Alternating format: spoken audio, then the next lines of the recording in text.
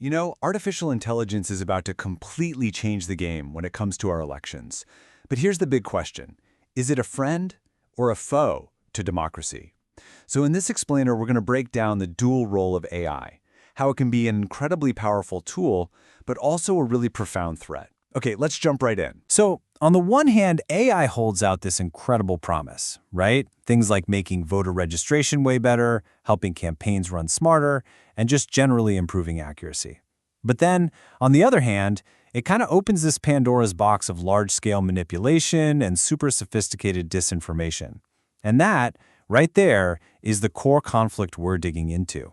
The very same technology could lead to amazing progress or to unprecedented danger. So, the real question is, how do we get all the good stuff from AI without getting caught in the bad?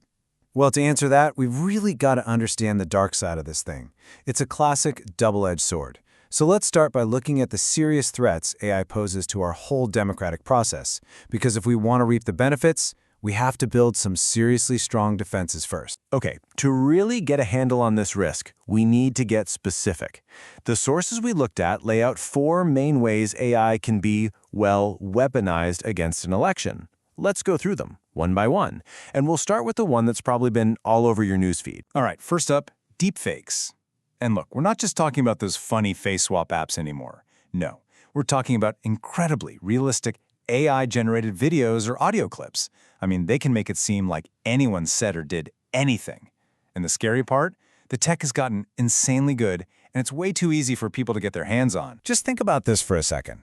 Imagine this exact scenario. A video, boom, drops just hours before the polls open. It looks completely real, sounds legit, and it just explodes online, spreading like wildfire. In an election, timing is absolutely everything. By the time anyone can even fact-check it and say, hey, wait a minute, this is fake, the damage is already done. The election's outcome might have already been sealed. Okay, threat number 2 is automated voter suppression. And here's the playbook. It's pretty chilling. First, an AI zeroes in on specific key voting districts. Then, you've got these AI-powered chatbots or robocalls flooding the zone, spreading very specific lies, telling voters their polling place has changed or that their registration is suddenly invalid. The goal? It's simple, really. Just confuse and discourage enough people from casting their ballot to actually swing an election. Number 3 on our list, AI supercharged cyber attacks. I mean, think of AI as like a master key for hackers, one that can try millions of digital locks all at once. It can automate phishing schemes to snatch voter data. It can find hidden weak spots in software way faster than any human ever could. And this is the really insidious part. It can poison the data, secretly feeding bad information into the systems that count the votes to change the results without anyone even noticing. And that brings us to our 4th threat, the rise of what you could call synthetic voters. With generative AI, you can literally create whole armies of fake people online, each one with a unique AI-generated face, a fake name, a whole backstory. And these phantom voters, they could be used to just swamp voter registration systems or stuff digital ballot boxes, opening the door to fraud on a scale we've never seen before. Okay, so we've seen how these attacks could work. But what's the bigger picture here? Why is this stuff so dangerous for democracy at its core? Let's dig into the real-world consequences. This isn't just some abstract theoretical problem. These AI risks basically put the dangers we're already dealing with on steroids. You see AI spreading disinformation? That just pours gasoline on the fire of what's called erosion of trust. And we've seen echoes of this with things like the Stop the Steal movement. When only one side has advanced AI, you get asymmetrical influence, which sounds a lot like the concerns about foreign interference. And because these attacks are so sneaky and hard to trace, it makes holding anyone accountable a huge, huge challenge. Right. The really crucial thing to get here is the scale. Think about it. Traditional fraud, maybe that's a box with 100 fake paper ballots. But AI-enabled fraud, that's like 1 million personalized, super manipulative messages sent out in the blink of an eye. The potential for damage is just on another level entirely. Okay, I know this all sounds pretty grim, but here's the good news. We are not defenseless. Experts are already on this, developing a really smart, multi-layered strategy to shield our elections. So let's pivot and talk about the solutions. So, the main idea behind this defense strategy is pretty simple. There's no single magic bullet here. The threats are coming from all different angles, so our defense has to as well. The strategy is all about building a defense with 3 separate but connected layers to create a comprehensive shield for our whole democratic system. And here they are, those 3 pillars of our defense. And check out the breakdown here.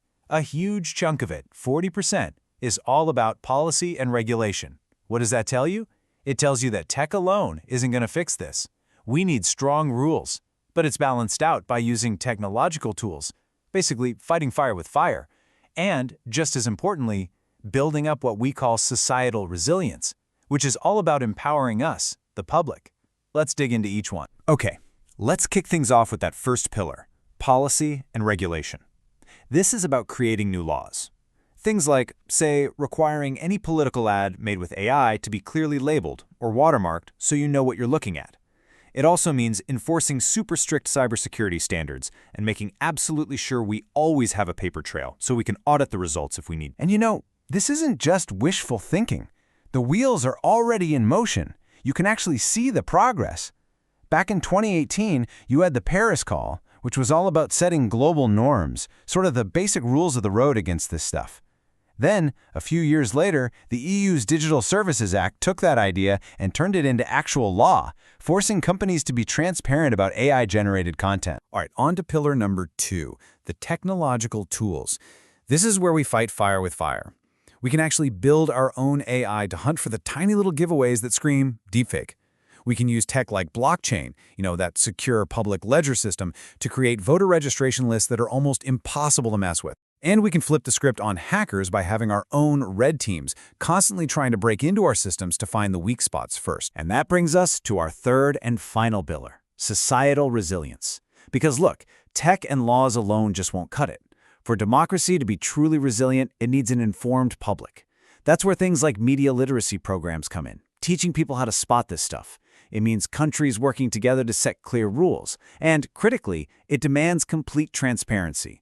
That means mandatory, independent audits of any AI being used in an election so that we can all have faith in the results. So as we start to wrap this up, there's a really powerful thought from the sources that kind of sums it all up perfectly. The question is no longer if AI is going to impact our elections. That ship has sailed. Which leaves us with the real question, the big one.